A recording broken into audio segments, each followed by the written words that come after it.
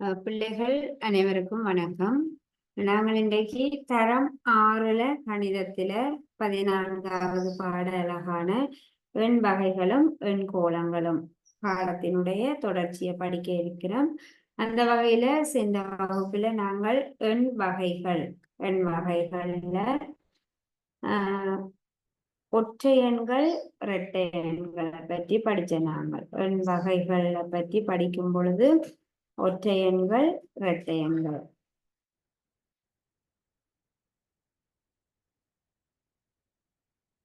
ஒற்றை எண்கள் இரட்டை எண்களை பற்றி படிச்ச நாங்கள் இந்த ஒற்றை எண்கள் இரட்டை எண்கள் ஆகிய எண்களை இனம் காணுவதற்கு தரப்பட்ட ஒரு எண்ணை 2ஆல வகுக்கும் பொழுது மீதி வரவில்லை என்றால் 2ஆல மீதியின்றி வகுபடுமாயின் அந்த எண்களை இரட்டை எண்கள் என்று சொல்றோம். அதே போல ஒரு எண்ணானது 2ஆல வகுக்கும் பொழுது மீதி 1 கிடைக்குமாயின் ஒரு எண்ணை 2ஆல வகுக்கும் பொழுது மீதி 1 வந்தால் அந்த எண்ணை நாங்கள் ஒற்றை எண்கள் என்றும் சொல்ற நாங்கள். அதுக்கேற்ற மாதிரி தரப்பட்ட எண்களை ஒற்றை எண்கள் இரட்டை எண்கள் என பிரித்து வகைப்படுத்தின நாங்கள்.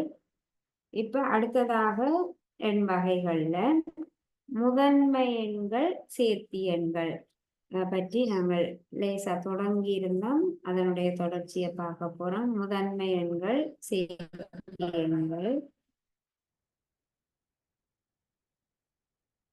முதன்மை எண்களாக இல்லாத எண்கள் சேர்த்தி எண்களாக இருக்கும். முதன்மை எண்கள் சேர்த்தி எண்கள்.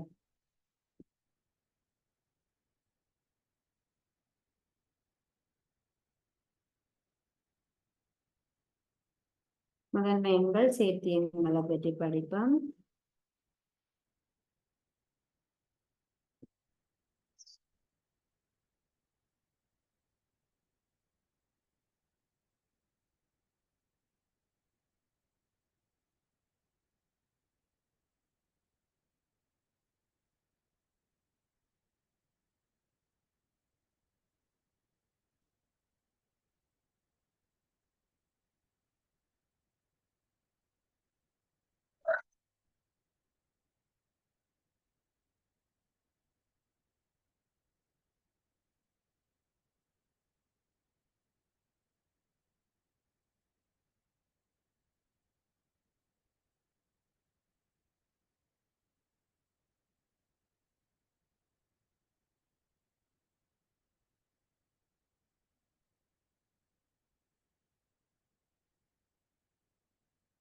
இப்ப நாங்கள் முதன்மை எண்கள் சேர்த்தி எண்களை பற்றி படிக்கிறதுக்காக ஒரு எண் எழுதி அந்த எண்ணினுடைய காரணிகளையும் எழுதி காரணிகளை பொறுத்து அந்த எண் முதன்மை எண்ணாக இருக்குமா அல்லது சேர்த்தி எண்ணாக இருக்குமா என்று பார்க்க போறோம்.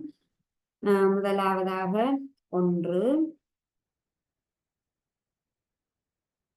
1 நாங்கள் கடைசியா பார்ப்போம். ஒன்றினுடைய ஒன்றை மட்டும் கடைசியா பார்ப்போம். அடுத்ததாக 2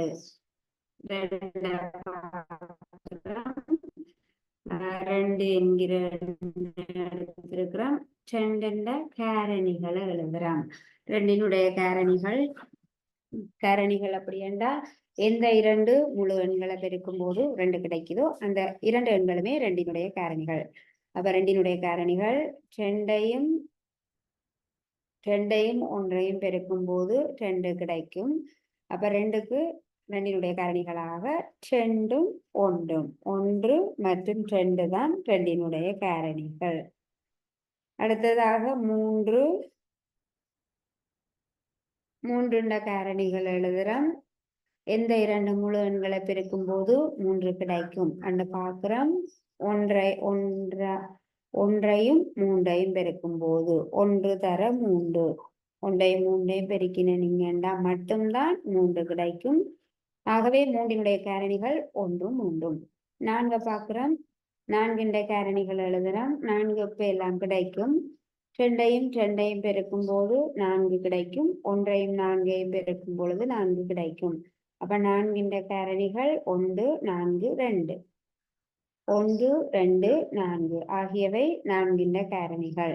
அடுத்ததாக 5, 5 காரணிகள். 1ஐயும் 5ஐயும் பெருக்கும் போது மட்டும்தான் 5 கிடைக்கும். ஆகவே 5 காரணிகள் 1ம் 5ம். 1, 5. 6 காரணிகள்.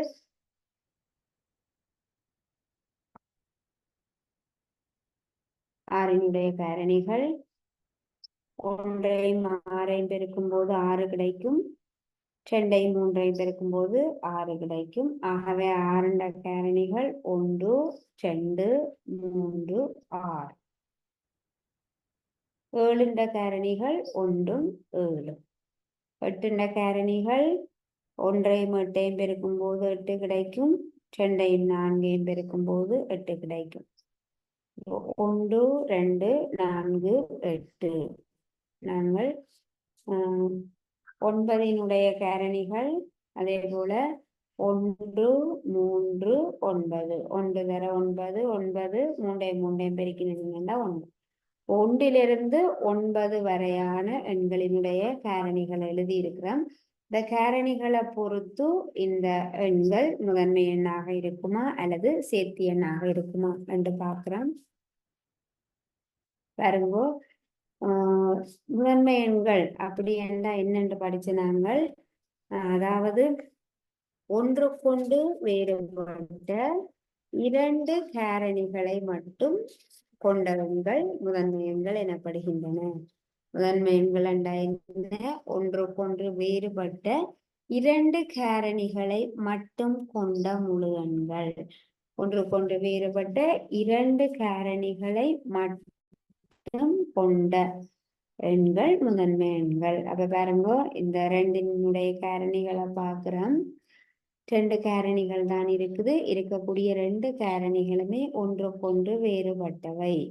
ஆகவே 2 கொண்டு வேறுபட்ட 2 காரணிகள் தான் 2க்கு இருக்குது. அப்ப 2 முதன்மை எண் ஆகும். 2 முதன்மை எண். அடுத்தது 3 காரணிகளை பார்க்கிறோம். 3 காரணிகள் 1ம் 3ம். ஒன்றுக்கொன்று வேறுபட்ட 2 காரணிகளை மட்டும் 3 கொண்டிருக்குது. ஆகவே 3ம் முதன்மை எண். 2 முதன்மை எண்.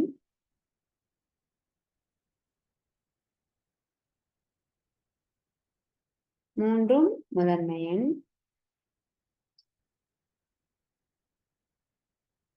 அடுத்ததாக 4 பார்க்கிறோம். 4க்கு காரணிகள் 3 காரணிகள் இருக்குது. 2ஐ விட 2க்கு மேற்பட்ட காரணிகளை கொண்டிருந்தால் அந்த எண்களை நாங்கள் சேர்த்தி எண்கள் என்று சொல்லலாம். ஒன்றுக்கொண்டு வேறுபட்ட 2 காரணிகள் மட்டும் இருந்ததென்றா அவை முதன்மை எண்கள். 2க்கு மேற்பட்ட காரணிகளை கொண்ட எண்கள் சேர்த்தி எண்கள் என்று பார்த்த நாங்கள். ஆகவே 4 காரணிகள் 2க்கு மேற்பட்டவையாக இருக்கின்றன. 4க்கு 3 காரணிகள் இருக்குது. ஆகவே 4 முதன்மை எண் அல்ல, சேர்த்தி எண். 4 சேர்த்தி எண். 2 முதன்மை எண், 3 முதன்மை எண். 5க்கு பாருங்க, ஒன்றுக்கொண்டு வேறுபட்ட 2 காரணிகள் மட்டும்தான் இருக்குது. அப்ப 5 முதன்மை எண். 6 காரணிகள் 4 காரணிகள் இருக்குது. 6க்கு 2க்கு மேற்பட்ட காரணிகள் இருப்பதால் 6 சேர்த்தி எண். 7 காரணிகள் 2 காரணிகள் மட்டும்தான் இருக்குது. ஆகவே 7 முதன்மை எண். 8 காரணிகளை பார்க்கிறோம். 4 காரணிகள் இருக்குது. ஆகவே 8 சேர்த்தி எண். 9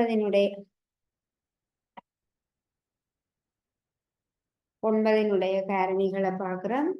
9க்கு 2ஐ விட அதை 3 காரணிகள் இருக்குது. 2க்கு மேற்பட்ட காரணிகள் இருக்குது. ஆகவே 9ம் சேர்த்தி எண். ஆகவே பிள்ளைகள் பாருங்கோ, நாங்கள் 2 தொடக்கம் 9 வரையான எண்களை எழுதி அவற்றினுடைய காரணிகளை காணும் போது 2 தொடக்கம் 9 வரையான எண்களின் காரணிகளை பார்க்கும் பொழுது அவற்றின் காரணிகளை வைத்துக்கொண்டு இந்த எண்களை நாங்கள் 2 கூட்டங்களாக பிரிக்கிறோம். முதலாவது கூட்டம் ஒன்றுக்கொன்று வேறுபட்ட 2 காரணிகளை கொண்ட எண்கள் இங்கே இருக்குது. 2 காரணிகள் பாருங்க, 2 காரணிகளை மட்டும் கொண்ட எண்கள் இருக்குது. இவ்வாறு ஒன்றுக்கொன்று வேறுபட்ட 2 காரணிகளை மட்டும் கொண்ட எண்களை நாங்கள் முதன்மை எண்கள் என்கிறோம். முதன்மை எண்கள் அப்படி என்றால் என்ன? ஒன்றுக்கொன்று வேறுபட்ட 2 காரணிகளை மட்டும் கொண்ட எண்கள் முதன்மை எண்கள் எனப்படுகின்றன. அதே போல அடுத்த கூட்டம் 2க்கு மேற்பட்ட காரணிகளை கொண்ட இன்னொரு எண்களின் கூட்டமும் இங்க காணப்படுது. 2 கூட்டங்கள் இருக்குது. காரணிகளை வைத்து கொண்டு பார்க்கும் போது நாங்கள் இவற்றை 2 கூட்டங்களாக பிரிக்கலாம். ஒன்று 2 காரணிகளை மட்டும் கொண்ட எண்கள், இன்னொரு கூட்டம் 2க்கு மேற்பட்ட காரணிகளை கொண்ட எண்கள். பாருங்க, இதுல 3 காரணிகள், இங்க 4 காரணிகள், இங்க 4 காரணிகள், இங்க 3 காரணிகள். இந்த எண்கள் எல்லாம் இந்த எண்களினுடைய காரணிகளை பார்க்கும்போது இவற்றின் காரணிகள் 2க்கு மேற்பட்டவையாக இருக்கின்றன. ஆகவே இந்த 2க்கு மேற்பட்ட காரணிகளை உடைய எண்களை நாங்கள் சேர்த்தி எண்கள் என்கிறோம். அப்ப 2 தொடக்கம் 9 வரையான எண்களில் முதன்மை எண்கள் முதன்மை எண்களை எழுதுன்னு கேட்டா 2 முதன்மை எண், 3 முதன்மை எண், 5 முதன்மை எண், 7 முதன்மை எண். 2 தொடக்கம் 9 வரையான எண்கள்ல இதெல்லாம் சேர்த்தி எண்கள். 4 சேர்த்தி எண், 6 சேர்த்தி எண், 8 சேர்த்தி எண், 9 சேர்த்தி எண். ஆகவே முதன்மை எண்கள் அப்படி என்றால் ஒன்றுக்கொன்று வேறுபட்ட 2 காரணிகளை மட்டும் கொண்ட எண்கள் முதன்மை எண்கள். சேர்த்தி எண்கள் என்றால் 2க்கு மேற்பட்ட காரணிகளை உடைய எண்கள் சேர்த்தி எண்கள் எனப்படுகின்றன. இனி இந்த ஒன்றை பார்ப்போம். நாங்கள் ஒன்றினுடைய காரணிகளை பார்த்தீங்கன்னா 1 மட்டும்தான் 1க்கு காரணி. ஒன்றையும் பெருக்கும் போது மட்டும்தான் 1 கிடைக்கும். ஆகவே ஒன்றினுடைய காரணிகள் என்று பார்க்கும்போது 1க்கு ஒரே ஒரு காரணி மட்டும்தான் இருக்குது. அப்ப முதன்மை எண்கள் அப்படி என்றால் என்ன? வேறுபட்ட 2 காரணிகளை கொண்டிருந்தால் அவை முதன்மை எண்கள். அப்போ 1க்கு 2 காரணிகளும் இல்லை, ஒரே ஒரு காரணி மட்டும்தான் இருக்குது. அப்போ 1 முதன்மை எண்ணுக்குள்ள வராது. அதே போல சேர்த்தி எண்கள் என்றால் 2க்கு மேற்பட்ட காரணிகளை கொண்டிருக்க வேணும். ஆனால் 1க்கு ஒரே ஒரு காரணி தான் இருக்குது. அப்ப ஒன்றானது முதன்மை எண்ணுக்குள்ளையும் வராது, சேர்த்தி எண்ணுக்குள்ளையும் வராது. 1 ஆனது முதன்மை எண்ணும் இல்லை, சேர்த்தி எண்ணும் இல்லை. அப்ப 1 முதன்மை எண்ணா சேர்த்தி எண்ணாண்டு கேட்டா 1 முதன்மை எண்ணும் இல்லை, சேர்த்தி எண்ணும் இல்லை. முதன்மை எண்கள் 2லிருந்துதான் ஆரம்பமாகுது. மிகச்சிறிய முதன்மை எண் 2, மிகச்சிறிய சேர்த்தி எண் 4 என்பதை ஞாபகத்துல வச்சிருக்க வேணும்.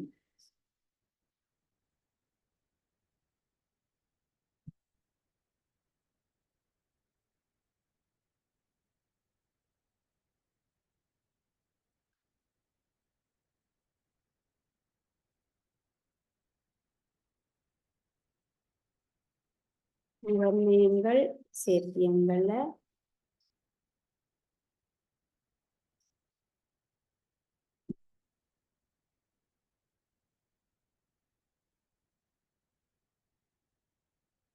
கேள்வி எழுதுவோம்.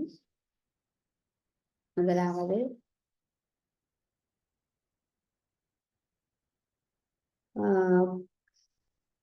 20க்கும் 30க்கும் இடையிலுள்ள சேர்த்தி எண்களை எழுதுக. 20க்கும் 30க்கும் இடையிலுள்ள சேர்த்தி எண்களை எழுதுக.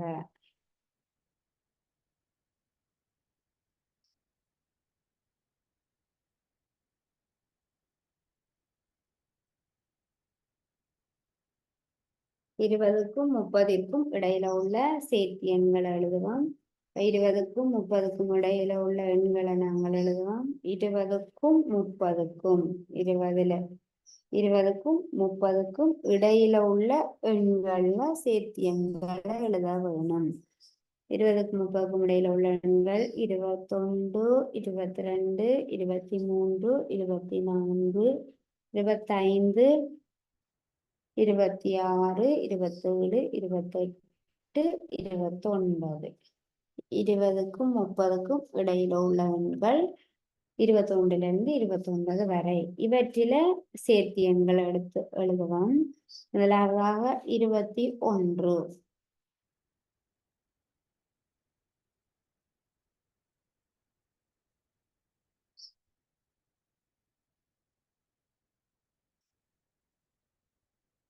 21 முதன்மை எண்ணா சேர்த்தி எண்ணா? 21 21க்கு 2க்கும் மேற்பட்ட காரணிகள் இருக்குது. 21னுடைய காரணிகள் 21 காரணிகள் எழுதுவோம். 1, 3, 7, 21. 7, 21. 21னுடைய காரணிகள் 1, 3, 7, 21. 21க்கு 4 காரணிகள் இருக்குது. ஆகவே 21 சேர்த்தி எண். அடுத்தது 22. 22னுடைய காரணிகள் எழுதுறோம். 1, 2, 11, 22. 1ஐயும் 22ஐயும் பெருக்கினீங்கன்னா 22 கிடைக்கும். 2ஐயும் 11ஐயும் பெருக்கினோம்னா 22 கிடைக்கும்.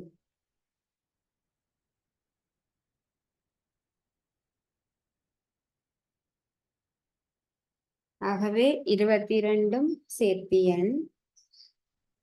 அடுத்ததாக 23 காரணிகளை பார்க்கிறோம். 1ம் 23ம் மட்டும்தான். அப்ப 23 சேர்த்தி எண் இல்லை. 24 காரணிகள் 1, 2, 4, 6, 12, 3, 8, 24. 24க்கு 1, 2, 3, 4, 5, 6, 7, 8 காரணிகள் இருக்குது. ஆகவே 24 சேர்த்தி எண். 25 காரணிகள் 1, 5, 25. 3 காரணிகள் இருக்குது. ஆகவே 25ம் சேர்த்தி எண். 26 காரணிகளை பார்த்தீங்கன்னா 26க்கும் 4 காரணிகள் இருக்குது. 2க்கும் மேற்பட்ட காரணிகள் இருக்குது. 1, 2, 13, 26. ஆகவே 26 சேர்த்தி எண்.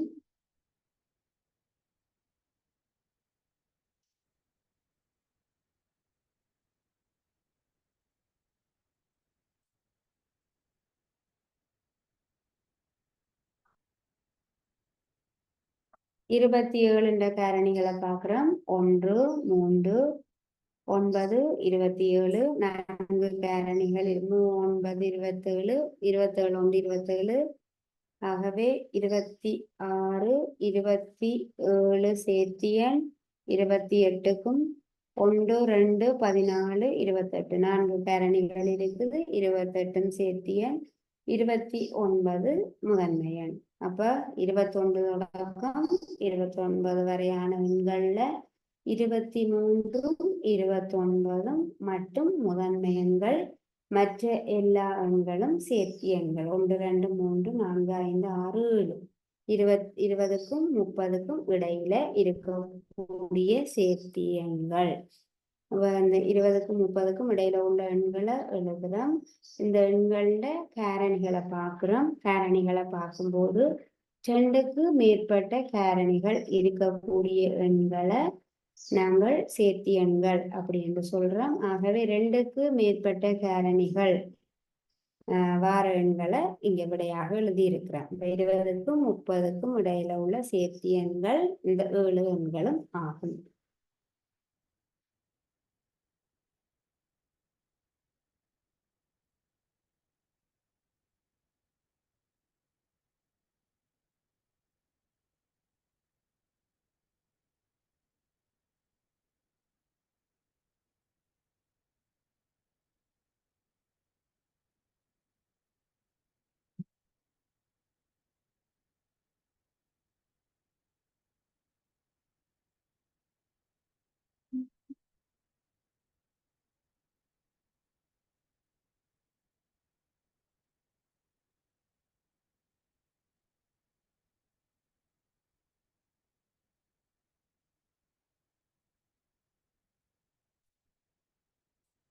கேள்வி முதன்மை எண்கள் சேர்த்தி எண்கள்ல கேள்வி வரும்பொழுது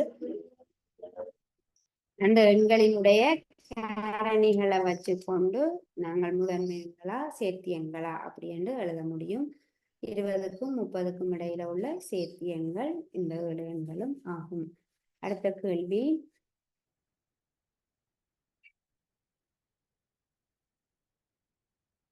இரண்டாவது, ஒன்றிற்கும்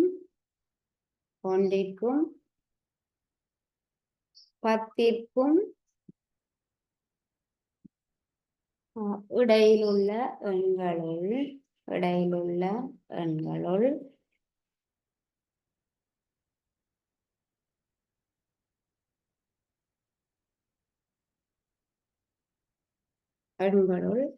முதன்மை எண் அல்லாத ஒற்றை எண்ணை தருக.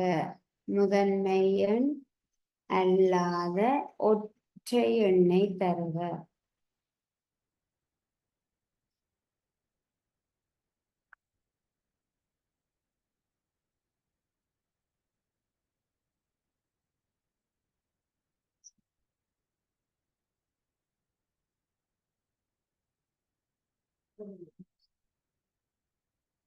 அடுத்த கேள்வி, 1க்கும் 10க்கும் இடையிலுள்ள எண்களுள் முதன்மை எண் அல்லாத ஒற்றை எண்ணை தருக.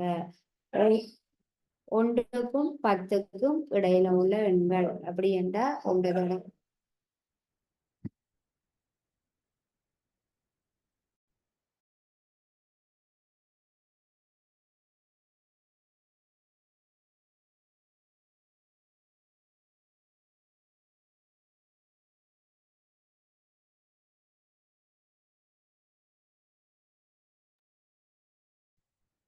1க்கும் 10க்கும் இடையிலுள்ள எண்களுள் முதன்மை எண் அல்லாத ஒற்றை எண்ணை தருக. 1க்கும் 10க்கும் இடையில உள்ள எண்களை பார்க்கிறோம். 1க்கும் 10க்கும் இடையிலுள்ள, ஆகவே 1ம் 10ம் வராது. 2, 3, 4, 5, 6, 7, 8, 9. 1க்கும் 10க்கும் இடையில உள்ள எண்கள் இந்த 8 எண்களும் இவற்றில முதன்மை எண் அல்லாத ஒற்றை எண்ணை தருக. முதன்மை எண்ணாக இல்லாத எண்ணண்டா சேர்த்தி எண்ணாக இருக்க வேணும். அப்ப முதன்மை எண்ணாக இல்லாத எண்களை தெரிவு செய்வோம். 4, 6, 8, 9. இவை 2, 3, 5, 7. 2, 3, 5, 7. இந்த 4 எண்களும் முதன்மை எண்கள். முதன்மை எண்களாக இல்லாத எண்கள் என்றால் சேர்த்தி எண்கள். 4, 6, 8, 9 முதன்மை எண்களாக இல்லாத எண்கள்ல நாங்கள் வட்டமிட்டு காட்டியிருக்கக்கூடிய இந்த எண்கள்ல சேர்த்தி எண்கள்ல முதன்மை எண்ணாக இல்லையென்றா சேர்த்தி எண்ணாக இருக்க வேண்டும். இந்த சேர்த்தி எண்கள் 4லையும் ஒற்றை எண்ணை தருக. 4, 6, 8, 9. 4 இரட்டை எண், 6 இரட்டை எண், 8 இரட்டை எண், 9 தான் ஒற்றை எண். ஆகவே இந்த கேள்விக்குரிய விடை 9 ஆகும். 1க்கும் 10க்கும் இடையில உள்ள எண்கள்ல முதன்மை எண்ணாக இல்லாத ஒற்றை எண்ணை தருக. முதன்மை எண்ணாக இல்லாத எண்ணா சேர்த்தி எண். 1க்கும் 10க்கும் இடையில உள்ள சேர்த்தி எண்கள் 4, 6, 8, 9. இந்த 4 எண்களையும் இருக்கக்கூடிய ஒற்றை எண் 9 ஆகும்.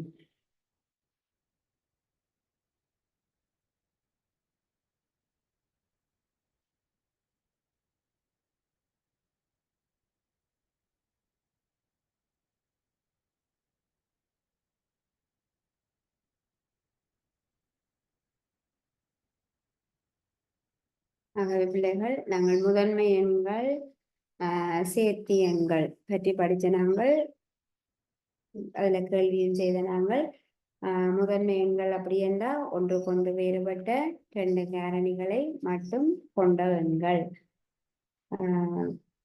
நீங்கள் இதை எழுதி கொள்ளலாம். முதன்மை எண்கள்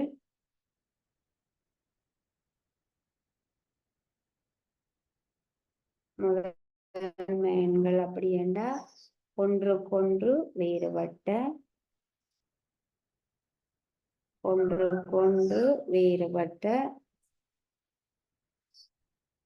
இரண்டு காரணிகளை மட்டும்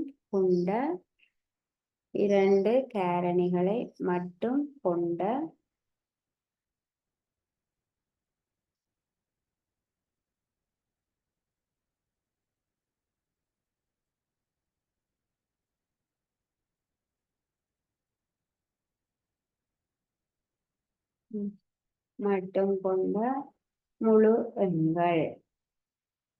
ஒன்றுக்கொன்று வேறுபட்ட இரண்டு காரணிகள் என்பது முக்கியமானது. இரண்டு காரணிகளை மட்டும் கொண்ட எண்களை நாங்கள் முதன்மை எண்கள் என்று சொல்லுறோம். சேர்த்தி எண்கள் அப்படி என்றால் சேர்த்தி எண்கள் இதை நீங்கள் எழுதிக்கொள்ளலாம். சேர்த்தி எண்கள் அப்படி என்றால் இரண்டிற்கு மேற்பட்ட காரணிகளை கொண்ட எண்கள். இரண்டிற்கு மேற்பட்ட காரணிகளை கொண்ட எண்கள்.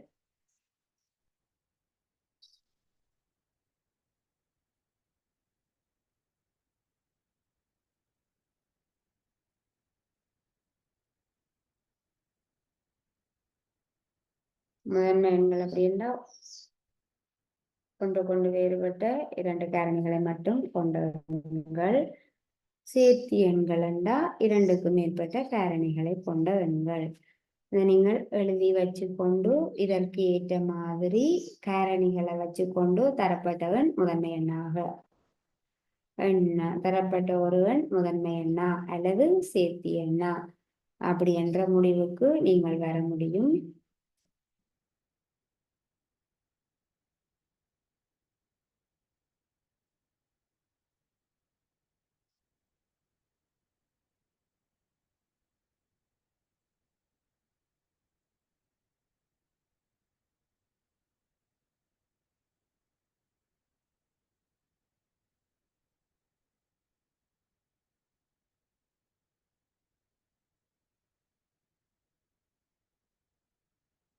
அடுத்ததாக பிள்ளைகள் இப்ப முதன்மை எண்கள் சேர்த்தி எண்கள் பார்த்துட்டோம், ஒற்றை எண்கள் இரட்டை எண்கள் பார்த்துட்டோம். இனி சதுர எண்களை பற்றி படிக்க போறோம்.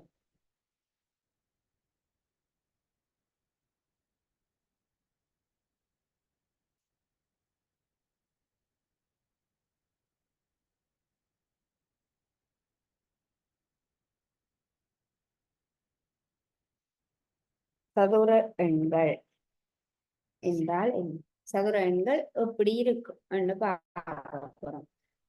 ஆகவே நாங்கள் சதுர எண்களை இனங்காண்பதற்காக ஒரு கோலம் ஒன்று வரைய போறோம். சதுர கோலம் புள்ளிகளை பயன்படுத்தி கோலம் வரைய போறோம். வரையப்படக்கூடிய கோலமானது சதுர வடிவில அமைந்திருக்கிற மாதிரி புள்ளிகளை பயன்படுத்தி சதுர கோலம் ஒன்று நாங்கள் அமைக்க போறோம். ஒரு புள்ளி சதுர கோலம் வர வேணும், சதுர வடிவில வர வேணும்.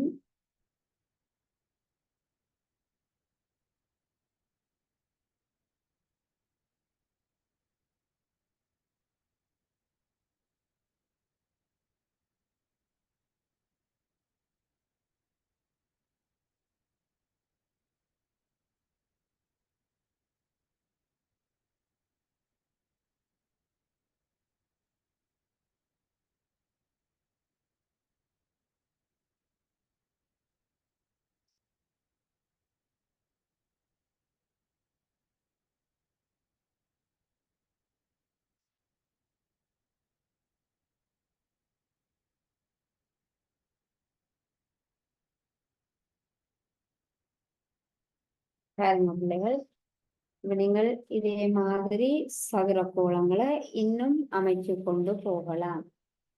ஒரு புள்ளியை பயன்படுத்தி இருக்கிறோம். இங்க 4 புள்ளிகளை பயன்படுத்தி இருக்கிறோம். இதுல 1 2 3 4 5 6 7 8 9 புள்ளிகளை பயன்படுத்தி இருக்கிறோம்.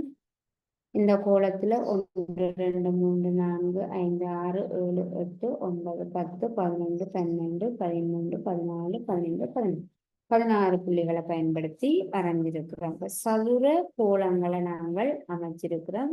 இவ்வாறு புள்ளிகளை பயன்படுத்தி சதுர கோலம் அமைக்கும் போது நாங்கள் எத்தனை புள்ளிகளை பயன்படுத்தி அமைத்திருக்கிறோம்? ஒரு புள்ளி, 4 புள்ளி, ஒரு புள்ளி, 4 புள்ளிகள், 9 புள்ளிகள், 16 புள்ளிகள். சதுர கோலத்தை அமைக்கக்கூடிய இந்த எண்களைத்தான் நாங்கள் என்ன சொல்றோம்? சதுர எண்கள் என்று சொல்றோம். சதுர கோலம் ஒன்று. இப்ப நீங்கள் இதுல இன்னும் ஒரு புள்ளி வச்சனீங்கன்னா சதுரமாக அமையாது. சதுர கோலத்தை அமைக்கக்கூடிய சதுர கோலம் உருவாக காரணமாக இருக்கிற இந்த எண்களைத்தான் நாங்கள் என்ன சொல்றோம்? சதுர எண்கள் என்று சொல்லுறோம். இப்ப இந்த கோலம் என்ன மாதிரி உருவாகி இருக்குது? இந்த எண்கள் என்ன மாதிரி இந்த கோலம் உருவாகி இருக்குதுன்னு பார்ப்போம். முதலாவது இந்த ஒவ்வொரு கோலத்தினுடைய வரிசைகளை எண்ணுவோம். பாருங்க, நிறைகளையும் நிரல்களையும் நாங்கள் எண்ணுறோம். நிறைகள் எத்தனை என்று பார்க்கிறோம். நிறைகள்ண்டா ஒரு நிறை, 2 நிறை, ஒரு நிறை, 2 நிறை. அதே மாதிரி நிரல்கள் ஒரு நிரல், 2 நிரல். இப்ப என்ன நடந்திருக்குது? 4 புள்ளிகள் எப்படி வந்திருக்குது? நிறைகள் 2 இருக்குது, நிரல்கள் 2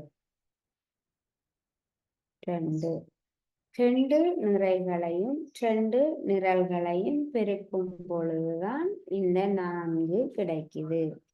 2 நிறைகள், 2 நிரல்கள். இங்க சைட்டாலையும் வரிசையை பாருங்க, 1 2.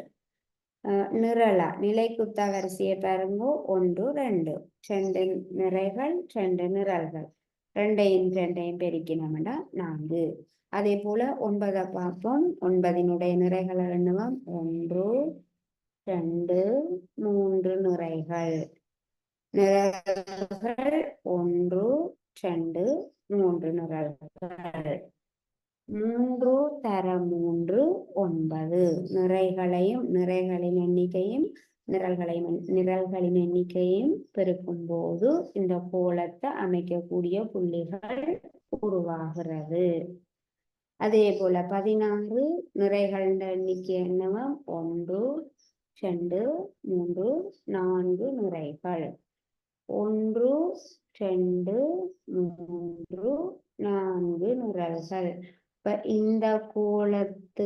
இந்த கோலத்துல இருக்கக்கூடிய புள்ளிகள் என்ன மாதிரி உருவாக்கப்பட்டிருக்குது? அதனுடைய இந்த கோலமானது 4 நிறைகளாகவும் 4 நிரல்களாகவும். நிறைகளின் எண்ணிக்கை 4ஆக இருக்குது, நிரல்களின் எண்ணிக்கை 4ஆக இருக்குது. 4ஐயும் பெருக்கும் பொழுது 16 கிடைக்குது. அதே போல 1க்கு பார்த்தீங்கன்னா ஒரு நிறை ஒரு நிரல். 1 4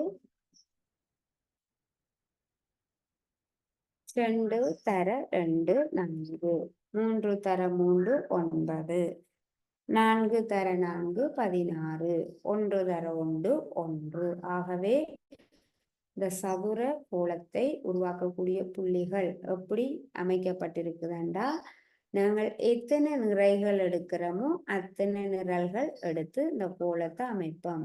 இந்த கோலம் சதுர கோலத்துல இருக்கக்கூடிய புள்ளிகளின் எண்ணிக்கை அந்த கோலத்தின் நிறைகளின் எண்ணிக்கைக்கும் நிரல்களின் எண்ணிக்கையும் பெருக்கும் பொழுது கிடைக்குது. 2 நிறைகள் 2 நிரல்கள். 2ஐயும் பெருக்க 4 கிடைக்குது. 3 நிறைகள் 3 நிரல்கள். மூண்டையும் மூண்டையும் பெருக்க 9 கிடைக்குது. 4 நிறைகள் 4 நிரல்கள், நான்கையும் நான்கையும் பெருக்க 16 கிடைக்குது. ஆகவே பிள்ளைகள், இந்த சதுர எண்கள் அப்படி என்றால் இதுல இருந்து நாங்கள் முடிவுக்கு வருவோம். ஒரு எண்ணை அதே எண்ணால பெருக்கும் பொழுது கிடைக்கக்கூடிய எண்களைத்தான் நாங்கள் என்ன சொல்றோம்? சதுர எண்கள். அப்படி நிறைகள் எண்ணிக்கையும் நிரல்கள் எண்ணிக்கையும் பெருக்கும் போது ஓரெண் அதே எண்ணால பெருக்கப்படுது. அடுத்த கோலமும் இப்படித்தான் இருக்கும். 1 2 3 4 5 5 1 2 3 4 5 1 2 3 4 5 1 2 3 4 5 5 நிறைகள் 5 நிரல்கள் கொண்டதாக ஒரு சதுர வடிவமான கோலமாக அமையும், சதுர கோலமாக அமையும். ஆகவே இதிலிருந்து பிள்ளைகள் சதுர எண்கள் அப்படி என்றால் என்ன எண்கள்? சதுர கோலமாக வரக்கூடிய எண்கள் 1 4 9 16 25. இந்த எண்கள் தான் சதுர எண்கள். இந்த எண்கள் எப்படி உருவாகுது? ஒரு எண்ணை அதே எண்ணால பெருக்கும் போது, ஒன்றையும் பெருக்கும் போது 1 கிடைக்குது. 2ஐயும் பெருக்கும் போது 4 கிடைக்குது. 3ஐயும் பெருக்கும் போது 9 கிடைக்குது. 4ஐயும் பெருக்கும் போது 16 கிடைக்குது. 5ஐயும் பெருக்கும் போது 25 கிடைக்குது. அடுத்த எண் 6ஐயும் பெருக்கும் போது கிடைக்கக்கூடிய 36 இருக்கும். ஒரு எண்ணை அதே எண்ணால் பெருக்கும் போது கிடைக்கக்கூடிய எண்கள் தான் சதுர எண்கள். ஒரு எண்ணை அதே எண்ணால் பெருக்கும் போது கிடைக்கக்கூடிய எண்கள் 1 4 9 16 25 36. இவைதான் சதுர எண்கள் எனப்படுகின்றன. முதலாவது கேள்வி ஒன்றிலிருந்து 100 வரையான சதுர எண்களை எழுதுக. 1லிருந்து 100 வரையான சதுர எண்களை எழுதுக.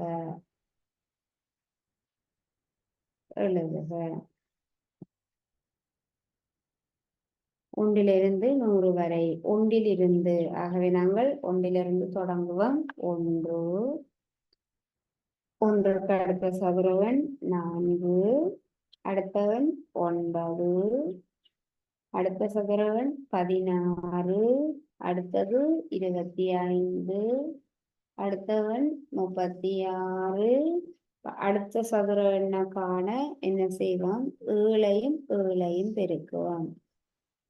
7 தர 7 49, 8 தர 8 64, 9 தர 9 81, 10 தர 10 100 வரையான சதுர எண்கள். ஆகவே 100 வர எழுதணும். 100 வரும் இங்கே 36 49 64 81 100 வரையான சதுர எண்கள். ஆகவே இப்படி 1லிருந்து 100 வரையான சதுர எண்களை எழுதுக. நாங்கள் பெருக்கம் எல்லாம் எழுத தேவை. சதுர எண்களை மட்டும் எழுதினோம்டா சரி. 1 4 9 16 25 36 49 64 81 100. இந்த கேள்வியை நீங்கள் எழுதிக் கொள்ளலாம். இதையும் எழுதிக் கொள்ளணும். சதுர எண்கள் ஒரு எண்ணை அதே எண்ணால பெருக்கும் போது கிடைக்கக்கூடிய எண்கள் தான் சதுர எண்கள். அந்த சதுர எண்கள் அடுத்தடுத்த சதுர எண்கள் நாங்கள் எப்படி காண வேணும்? அடுத்த எண் 11ஐயும் பெருக்க வேண்டும். 121. அடுத்த சதுர எண் 12ஐயும் பெருக்குவோம். 144. இப்படி உங்களுடைய தேவைக்கு ஏற்ற மாதிரி ஒரு எண்ணை அதே எண்ணால பெருக்கி நாங்கள் சதுர எண்களை உருவாக்கி கொள்ளலாம்.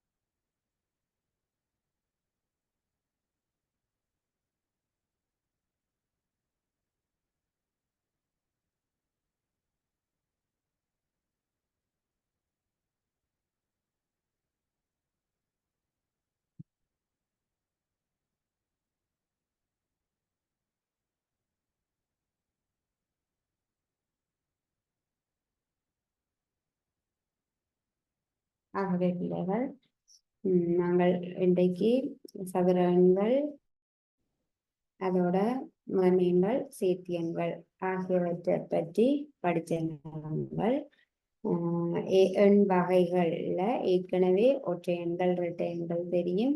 அதோட முதன்மை எண்கள், சேர்த்தி எண்கள் பற்றி படிச்சுட்டு அடுத்ததாக சதுர எண்களை பற்றி படிச்சிருக்கிறோம். இன்னும் எண் வகைகள்ல முக்கோண எண்கள் என்ற எண் வகை இருக்குது. நாங்கள் இதனுடைய தொடர்ச்சியை மீண்டும் அடுத்த வகுப்புல பார்ப்போம். தேங்க்யூ பிள்ளைகள்.